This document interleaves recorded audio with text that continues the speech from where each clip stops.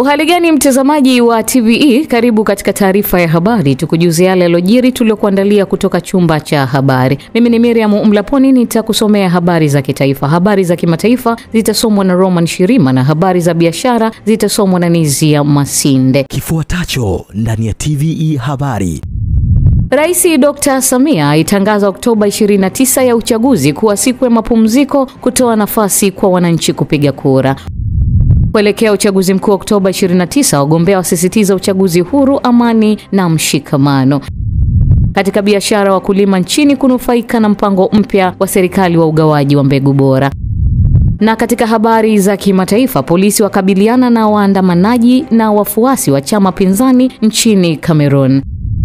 Karibu mtazamaji wa TVE, na moja kwa moja tuanzie kwa Rais wa Jamhuri ya Muungano wa Tanzania Daktari Samia Suluhu Hassan kwa kutumia mamlaka alionayo chini ya sheria ya sikukuu za kitaifa sura ya 35 ameidhinisha tarehe 29 Oktoba 2025 kuwa siku ya mapumziko. Goodluck Msola anayo taarifa zaidi. Hatua hiyo inakuja wakati Tume Huru ya Taifa ya Uchaguzi INEC ikiwa imetangaza siku ya Jumatano ya tarehe 29 Oktoba 2025 kwa siku ya kupiga kura kwa ajili ya uchaguzi wa rais, wa bunge na madiwani wa mwaka 2025.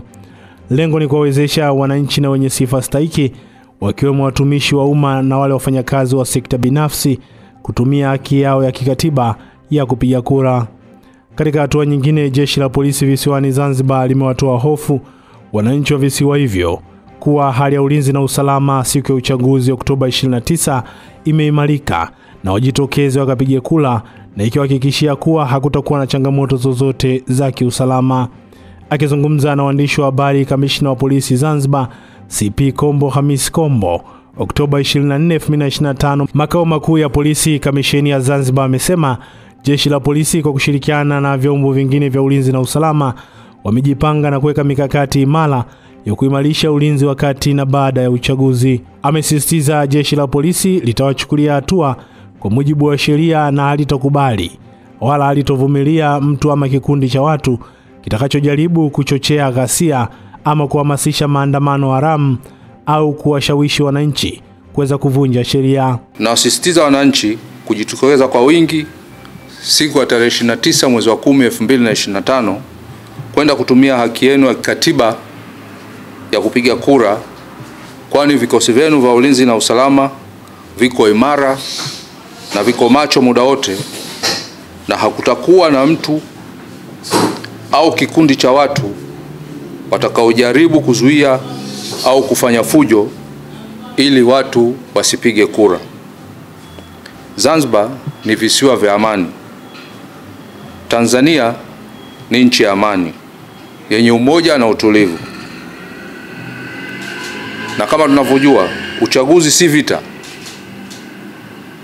wala si uwanja wa chuki, bali ni fursa ya kidemokrasia kwa wananchi kuchagua viongozi wanaowataka kwa amani, utulivu na heshima ya sheria. Asante sana Goodluck Msola kwa taarifa hiyo. Zikiwa zimesalia siku chache kuelekea uchaguzi mkuu Oktoba 29, mgombea wa nafasi ya urais wa Jamhuri ya Muungano wa Tanzania kupitia Chama cha Mapinduzi CCM Daktari Samia Suluhu Hassan ameendelea na kampeni zake katika viwanja vya Mnazi Mmoja, Unguja, Zanzibar. Taarifa zaidi na Goodluck Msola. Akizungumza katika mkutano huo, Dr. Samia Suluhu Hassan, mbali na kuwashukuru viongozi na wananchi wa Zanzibar kwa kujitokeza kwa wingi kwenye kampeni za Chama cha Mapinduzi, amesema chama hicho kimetekeleza ilani ipasavyo, huku akisisitiza kwamba serikali imejipanga kuhakikisha kuwa wananchi wanapiga kura kwa amani. Twende tushiriki uchaguzi bila hofu yoyote, kwani vyombo vya ulinzi na usalama vya Tanzania vipo timamu na vipo kazini kuhakikisha usalama wa nchi na raia wake kabla na wakati wa uchaguzi na hata baada ya uchaguzi.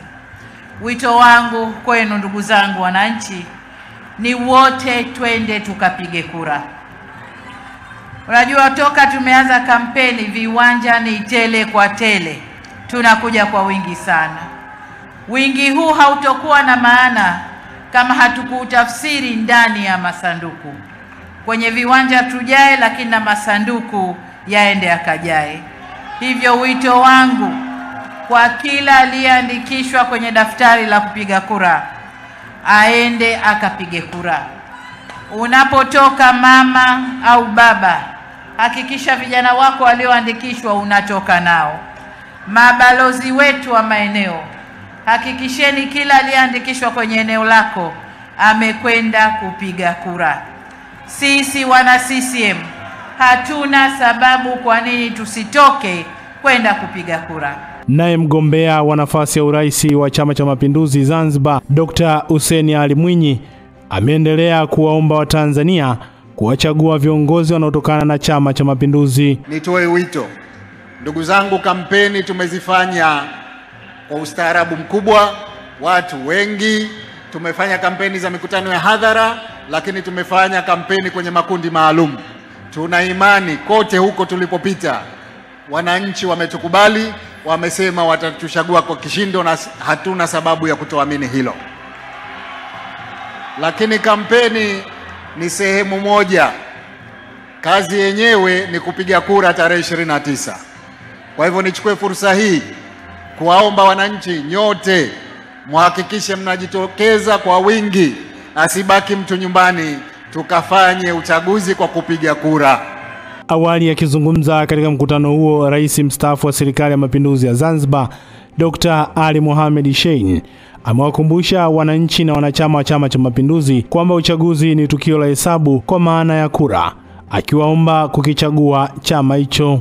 Kwa upande wao, wagombea ubunge kutoka majimbo mbalimbali akiwemo Injinia Hamadi Masauni ambaye ni mgombea wa ubunge wa jimbo la Kikwajuni visiwani Zanzibar, amesisitiza swala la muungano na amani ya nchi, huku wakigusia mambo muhimu ambayo Dr. Samia Suluhu Hassan pamoja na Dr. Hussein Ali Mwinyi, ikiwemo kuifungua nchi kiuchumi pamoja na kukamilisha miradi mbalimbali ya maendeleo. Tunu hii ya amani na utulivu imechagizwa vilivyo na rais wetu wa Jamhuri ya Muungano wa Tanzania, anayeiendesha nchi hii kwa ujasiri, kwa maono na malengo, ili taifa letu liende mbele.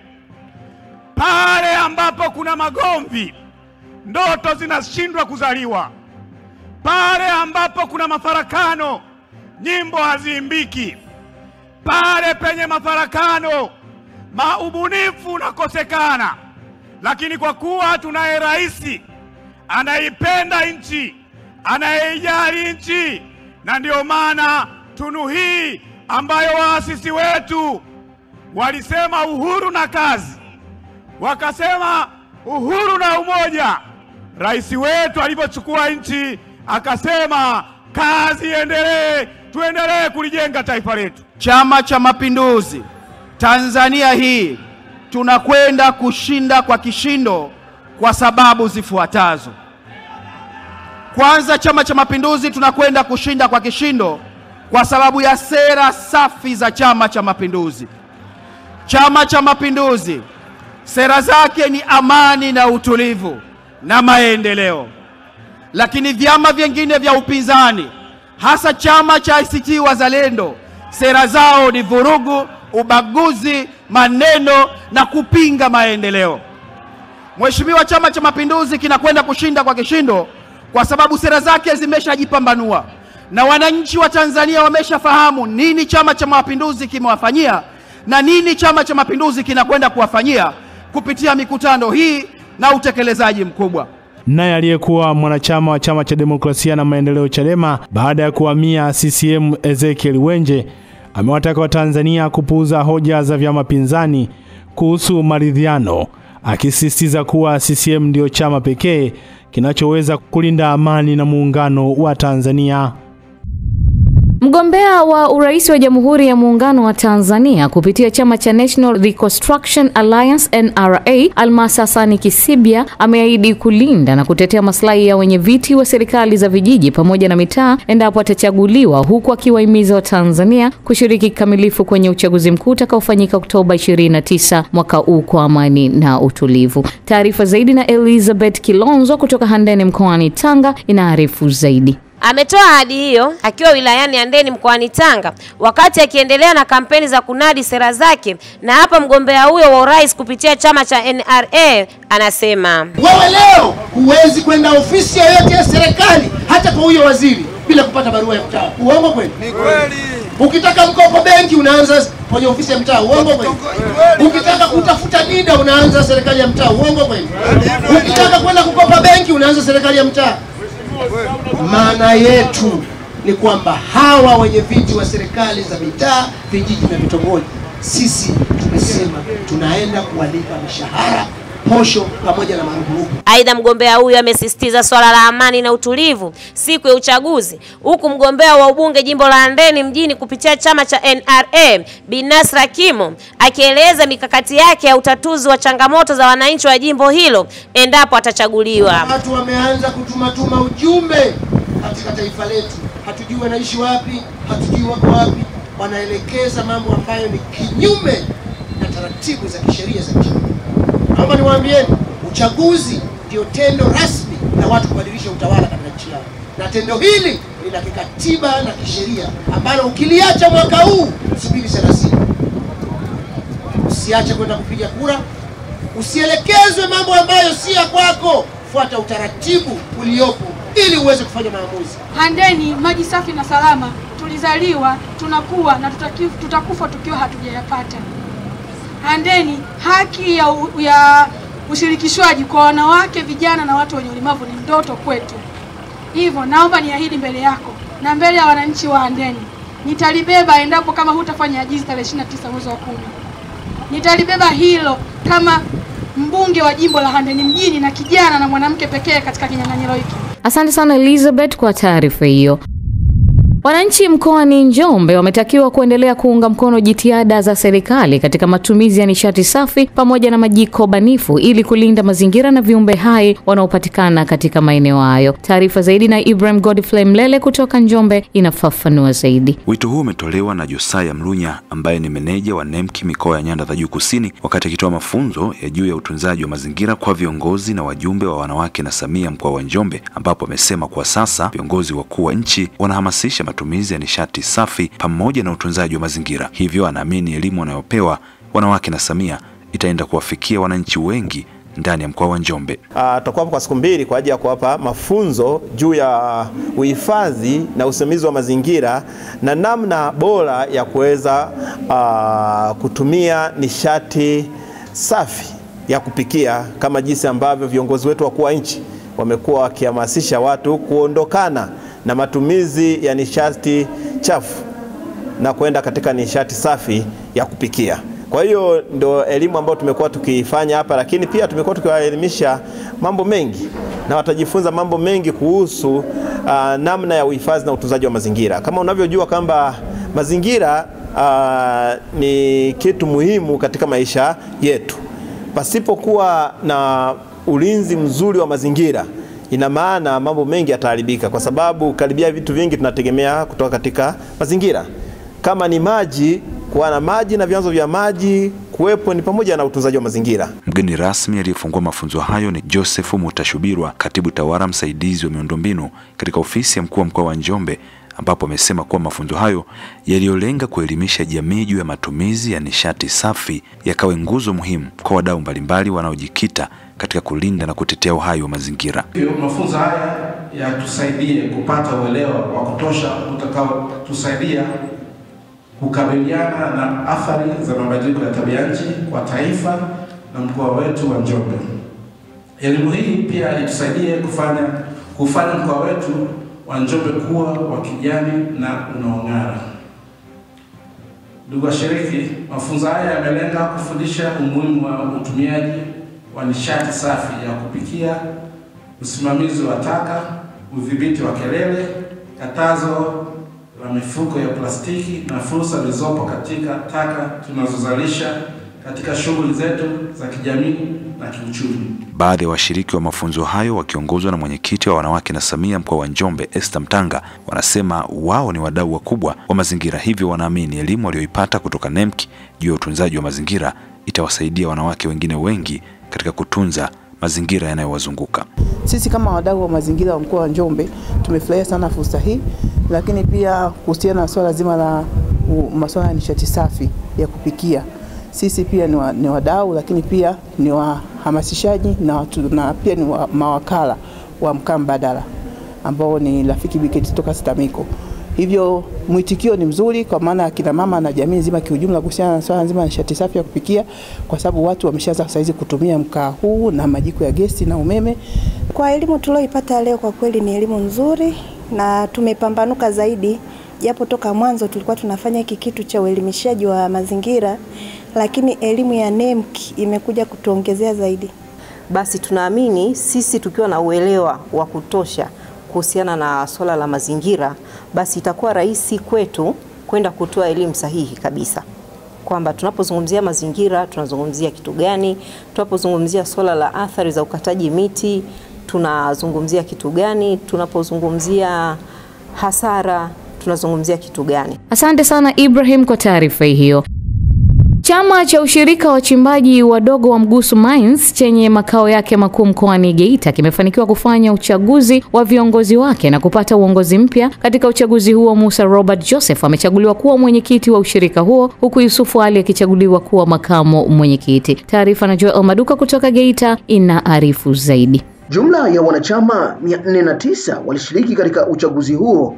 Awali baadhi ya viongozi walionyesha nia ya kususia uchaguzi, wakitaka uongozi uliokuwepo awali kuendelea, jambo ambalo lilipingwa kwa maelekezo kwamba ni kinyume na taratibu za vyama vya ushirika.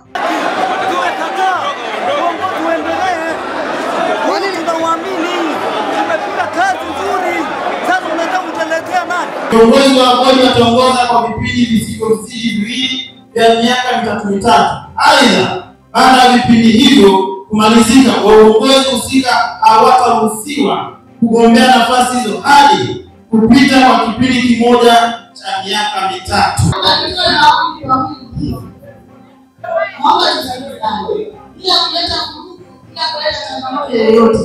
Ninawaomba wanachama, kwa yeyote yule ambaye hayuko tayari kwa zoezi la leo, naomba anaruhusiwa kutoka nje. Baada ya mvutano wa awali, hatimaye uchaguzi ulifanyika kwa amani na utulivu. Afisa ushirika wa halmashauri ya manispaa ya Geita, Dora Mageza, alielezea hatua zilizochukuliwa kuhakikisha uchaguzi unafanyika kwa mujibu wa sheria, huku akisisitiza umuhimu wa ushirika kuendelea kuwa chombo cha maendeleo. Kwa upande wake, aliyekuwa mwenyekiti wa ushirika huo, Masabile Modest Masabile, aliwataka viongozi wapya kushirikiana na wanachama wote kuendeleza mafanikio yaliyopatikana katika kipindi cha uongozi uliopita. Katika uchaguzi huu wapo ambao walikuwa hawataki uchaguzi ufanyike, lakini pia walikuwepo wanaotaka uchaguzi ufanyike. Lakini jambo lililofanyika ni kuzingatia sheria, kanuni na taratibu ili jambo lile kufanyika. Mwanzoni kulikuwa na vurugu kama mlivyoona. Viongozi ambao wameteuliwa kama viongozi wapya wanapaswa wagundue kwamba wamepewa dhamana na wanachama. Kwa hiyo unapoaminiwa na wewe uaminike ukafanye kazi. Naye mwenyekiti mpya Musa Robert Joseph amesema miongoni mwa mikakati yake ni kuendeleza miradi iliyokuwa ikiendelea, kuboresha ushirikiano kati ya wachimbaji wadogo na kuhakikisha maslahi ya wanachama yanazingatiwa ipasavyo. Leseni zitaendelea kuwa active, tutaendelea kuzilipia kama ilivyo na utaratibu. Tutaendelea kuzilipia. Pia ningependa, maana sasa hivi tuna mradi wa CIP, ningependa huu mradi tuendelee nao hivi ili kusudi tutoe kwenye CIP, kwenye local CIP tuingie kwenye CIP yenyewe. Maana tayari ni mradi ambao bado uko local. Ni Matenge, ndio tuingie kwenye boni zile kubwa. Watu wanaingia kuvaa madeni tu, wanatuachia shida. Na mpaka sasa hivi kitu ambacho tulichokuwa tunashukuru, ukitana ni hii bodi imeleta manufaa makubwa. Mafanikio tulikuwa tuna mtizamo mzuri. Na hawa vijana uwezo wa kuhimili huo utaratibu wa kuhakikisha kwamba leseni wanazipigania kuwa mali yetu, ninavyouona ni mdogo. Kwa ujumla, wanachama wamepongeza uchaguzi huo na kuahidi kutoa ushirikiano kwa uongozi mpya katika juhudi za kuimarisha shughuli za uchimbaji na maendeleo ya kiuchumi katika eneo la Mgusu. Asante sana Joel Maduka kwa taarifa hiyo. Taasisi ya kuzuia na kupambana na rushwa TAKUKURU wilaya ya Manyoni mkoani Singida imefanya semina na kutoa elimu juu ya madhara ya rushwa kuelekea uchaguzi mkuu. Semina hiyo imetolewa kwa makundi yenye uhitaji maalum ili kuwajengea uwezo wa kuyatambua. Amini Nyaungo kutoka Singida anaarifu zaidi. Je, semina hii inahusu nini? Na hapa Aisha Mkia pamoja na Harriet Mkia ambao ni maafisa uchunguzi wa TAKUKURU wilaya ya Manyoni hapa wanatueleza dhima ya semina hii. Leo tumealika watu wenye mahitaji maalum kwa ajili ya kuwapa semina ya kuzuia rushwa katika kipindi cha uchaguzi mkuu. Tumealika watu wenye mahitaji maalum kwa ajili ya kuwapa elimu hii kwa kuwa nao kama wananchi wa Tanzania wana wajibu katika mapambano dhidi ya rushwa. Kwa leo tumewapa elimu hiyo ili waweze kuitumia na pia iweze kuwasaidia katika uchaguzi. Ndilo tunalotekeleza leo, uungwaji mkono mapambano dhidi ya rushwa kwa kuwashirikisha nyie watu wenye makundi maalum kushiriki vitendo hivyo, kushiriki mapambano hayo ya kukemea, kuchukia rushwa na kuhakikisha tunatolea taarifa vitendo vyote vya rushwa tunavyovibaini au kuviona vinatendeka ili viweze kuzuiwa na wale wahusika kuchukuliwa hatua stahiki. Baada ya semina hiyo, walengwa nao wanasemaje? Semina hii ni nzuri sana. Imenijengea uwezo wa kujitambua na kutambua mahali pale ambapo ninaweza kufanya kwa jinsi ipi ili kwamba niweze kuchagua viongozi walio bora zaidi. Semina hii kwa kweli imetusaidia sana. Imesaidia kujua kabisa kwamba haki zetu zinatakiwa tuzilinde sisi wenyewe. Mafunzo ya leo yametusaidia. Nimejifunza vizuri kuhusu kuelekea uchaguzi. Wanaomba serikali siku ya uchaguzi watafutiwe wakalimani watakao wasaidia. Mgeni rasmi wa semina hii ni mkuu wa wilaya ya Manyoni Dr. Vincent Mashinji. Alifungua na kusema kuwa unapokuwa unapambana na rushwa inatakiwa uwe makini pamoja na msiri utulivu uwepo. Na leo na kazi ndogo tu ya kufungua mafunzo. Kwa ukitaka kupambana na rushwa lazima uwe makini, uwe mtulivu, uwe msiri, uwe mkimya, ndio unaweza kupambana na nini? Asante sana Amini Nyaungo kwa taarifa hiyo.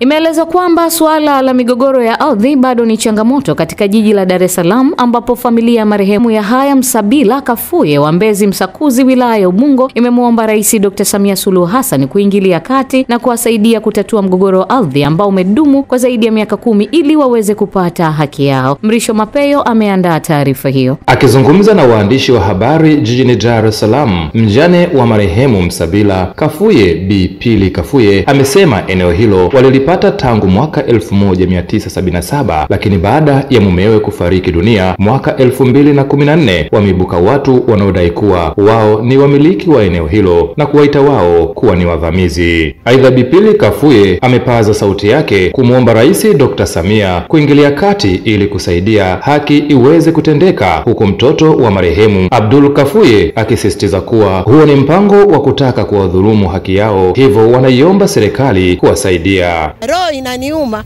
niko hapa, hukumu ya mwisho inaambiwa mimi nivunjiwe nyumba na ile notice, kesi ya msingi ni 1.5 eka, notice niloletewa nivunjiwe 5.5 eka. Mimi naona naonewa na nyanyaswa kwa sababu sijui ni mjane. Mimi nilikuwa naomba mama Samia, mama mwanamke mwenzangu, kama unanisikia, mimi napata shida. Naonewa, naambiwa utavunjwa hiyo nyumba. Huyo amepewa haki na mahakama kama amepewa nani na mahakama kama kuvunjiwa uvunjiwe. Kwa hiyo apewe ekari zake 5.5. Nikamwambia mimi siwezi kukubali hiyo neno la ekari 5.5 kwa sababu sio kesi ya msingi, hata mnaniletea notice ya ekari 5.5. Kwa hiyo mimi wamekusudia ili niweze kuanguka na kutaka kuninyang'anya sehemu yangu. Shamba limepimwa mwaka 2001. Yeye kaja kufungua kesi mwaka 2015. Miaka 14 yote alikuwa wapi kama kweli ni eneo lake? Sasa mtu anakuja from nowhere, anakuja kutuzulumu kama hivi. Mama, chonde tuko chini ya miguu yako, tunaomba utusaidie vyovyote vile ambavyo utakavyoona ili tuweze kurudishiwa haki yetu hii halali tulikuwa tumemiliki toka zamani. Na baadhi ya majirani wanaoishi eneo hilo wamekiri kuitambua familia hiyo, wakiiomba serikali kufanya uchunguzi wa kina ili haki iweze kupatikana, huku pia mjumbe wa mtaa kwenye eneo hilo akikiri kuitambua familia hiyo. Yaani ninamfahamu mama huyu muda mrefu sana kama mmiliki wa eneo hili. Ndivyo ninavyomfahamu. Miaka mingi sana toka kipindi hicho, yani ni muda mrefu. Tunakuja huku bado tukiwa wadogo, tunamkuta huyu mama kipindi hicho yuko na marehemu mume wake. Tunakuja sisi kulima huku, tunalima miogo wakati huo tukiishi Mburahati, lakini tulikuwa tunakuja tukilima tunamkuta huyu mama na marehemu mume wake. Sasa nimeshtushwa kusikia hizi taarifa kwamba kuna mmiliki mwingine wa eneo hili. Kiukweli nimeshangaa. Sasa sisi tumebaki kushangaa tu. Kwani huyu mama huyu anataka kudhulumiwa kitu ambacho ni cha kwake. Na kama ilikuwa hivyo, kwa nini hawakuja wakati wa uhai wa huyu mzee? Wangekuja wakati wa huyu mzee tungesadiki. Lakini wamengojea watoto yani wamengojea mpaka wakati wa mirasi imeisha, watoto wamegawiwa vipande vyao ndio wakaibuka sasa hao watu. Sasa kwa kweli inasikitisha sana. Asante sana Mrisho Mapeyo kwa taarifa hiyo. Mkuu wa mkoa wa Mbeya Beno Molisi Malesa amewaonya wananchi wenye lengo la kuvunja amani wakati wa uchaguzi na kupelekea wananchi wenye malengo mema na nchi yao hadi kukosa haki yao ya kimsingi kwa kushindwa kupiga kura kwa sababu ya kuleta vitisho katika mitandao ya kijamii. Taarifa Daniel Semarta kutoka Mbeya inafafanua zaidi. Mkuu wa mkoa wa Mbeya Beno Molisi Malesa amewaonya wale wote wenye mpango wa kuleta vurugu wakati wa uchaguzi kuwa nchi ni amani na kila mwenye mpango wa kuleta vurugu ajitathmini kwanza. Nianze kwa kushukuru wananchi wote wa mkoa wa Mbeya kwa utulivu mkubwa, kwa mshikamano na uzalendo walioonyesha kipindi cha kampeni na ushiriki wao katika kuielezea umma kwa vyama vyao nini wanakwenda kuwafanyia Watanzania iwapo watapata ridhaa hiyo. Kwa hiyo zoezi hilo limeenda vizuri. Kwa kifupi tunaita zoezi la kampeni na mpaka sasa hatuna changamoto yoyote. Kwa hiyo nawashukuru sana wananchi wa mkoa wa Mbeya kwa haiba hiyo hasa kwa kipindi hichi. Kila pili, wote tunafahamu uchaguzi ni haki ya msingi na ndio sauti ya wapiga kura katika kuweka viongozi wao ambao watashirikiana nao katika kuleta maendeleo yale yaliyotarajiwa. Kwa msingi huu, niwahakikishie wananchi wa mkoa wa Mbeya kuwa serikali yao pamoja na vyombo vya ulinzi viko imara, vimejipanga vizuri kuhakikisha ulinzi na usalama katika muda uliobakia na wakati wote wa kupiga kura, kuhesabu kura pamoja na kutangaza matokeo. Wawe na amani, wajitokeze kwa wingi kuhakikisha kuwa wanashiriki fursa hii muhimu, huku sisi tukiwahakikishia pamoja na wao tutashirikiana hali iwe ya amani pamoja na utulivu kipindi chote cha zoezi hilo. Pokea viashiria vya maneno kutoka kwenye mitandao ya kijamii pamoja na maeneo mengine na wale wanaofikiri kufanya hivyo huwa na msemo mmoja, wajionye kwanza kabla hawajafikiria kufanya hivyo. Katika hatua nyingine, Malisa amewataka wananchi wote kujitokeza kupiga kura bila hofu yoyote kutokana na uwepo wa usalama katika maeneo yao ili waweze kupata haki yao ya kimsingi. Hivyo nitoe rai kwa wananchi wote waliojiandikisha kupiga kura wajitokeze kwa wingi kwenda kutumia haki yao ya msingi ya kupiga kura. Nchi yetu ni amani na utulivu, hivyo tunapaswa kuilinda kwa nguvu zetu zote. Pamoja na kuwa kampeni imeenda kwa utulivu na kwa amani, basi tuna haki ya kukumbushana kwamba tuna wajibu wa kulinda utulivu tulionao na kutoa taarifa pale tunapoona viashiria vyovyote vya uvunjifu wa utulivu huo. Asante sana Daniel Simarta kwa taarifa hiyo. Zikiwa zimebaki siku chache kufanyika kwa uchaguzi mkuu wa rais, wa bunge na madiwani, waziri wa zamani wa maliasili na utalii Lazaro Nyalandu ametoa wito kwa vijana katika mikoa ya kanda ya Ziwa kuhakikisha wanalinda amani iliyopo, ikiwa ni pamoja na kujitokeza kupiga kura. Mwanahabari wetu Emmanuel Mashaka na taarifa zaidi. Nyalandu ameyasema hayo kuelekea katika kongamano kubwa la vijana linalotarajiwa kufanyika jijini Mwanza Oktoba 25 mwaka huu. Vijana kwanza, kupiga kura ni jambo la kujivunia. Unafurahia wewe ile fursa ambayo umepewa ya uhuru wa nchi hii, amani ya Tanzania, uwepo wa jamhuri yetu. Ni lazima vijana waendelee kuitunza. Namna mojawapo muhimu ni kuchukua fursa yako ya kikatiba kwenda kupiga kura. Unapopiga kura wewe utawarithisha na wale watakao kufuata kupiga kura. Kwa hiyo vijana wote wawe mstari wa mbele. Vijana wote wasaidie wazee. Watakapofika kupiga kura, watoe nafasi kwanza kwa wazee wapige kura, wasiojiweza wapige kura, akina mama wapige kura, ile mistari mirefu ile. Sasa vijana ndio wamalizie. Lakini tuhakikishe wanalinda amani na mshikamano wa nchi hii ambao mataifa mengi sana wanauonea uchu, gele au maneno mengine yananishinda. Hii Tanzania yetu tuendelee kuilinda na kuiatamia. Nyalandu amesema kuwa kongamano hilo lina lengo la kuhakikisha vijana wanashiriki kikamilifu katika zoezi la kuitunza amani, ikiwa ni pamoja na kujitokeza kupiga kura. Vijana sio taifa la kesho, vijana ndio taifa la leo. Tanzania ina wingi wa vijana kuliko marika mengine yote. Kwa hiyo vijana wakitoka, Tanzania imetoka. Vijana wakienda kupiga kura, Tanzania imepiga kura. Vijana wakiongea, Tanzania imeongea. Wanamfurahisha mama yetu Samia, lakini wanaifurahisha Tanzania na Tanzania ya kesho. Na kesho mimi nazungumza na vijana. Vijana wanaitwa Gen Z. Tunataka tufanye kongamano na wao. Kubwa itakuwa ni kuwasikia kuanzia saa 11. Nadhani tutakuwa live kwenye vyombo vya habari. Kuwasikia vijana utayari wao, dukuduku lao katika zoezi hili la demokrasia na azma yao ya kuhakikisha kwamba wanawashawishi vijana wenzao wote wa Tanzania kwenda kupiga kura. Wanawashawishi wakiwa wao wenyewe wako mstari wa mbele, lakini kikubwa zaidi ni vijana kutumia fursa hii ya demokrasia, ya uhuru wa Tanzania, ya amani ya Tanzania, kupiga kura kwa ajili ya mustakabali wa nchi yetu. Akizungumzia zoezi la ujio wa mgombea urais kupitia Chama cha Mapinduzi Dr. Samia Suluhu Hassan mkoani Mwanza kwa ajili ya kufunga kampeni, ametoa wito kwa wananchi kujitokeza kwa wingi pindi atakapowasili.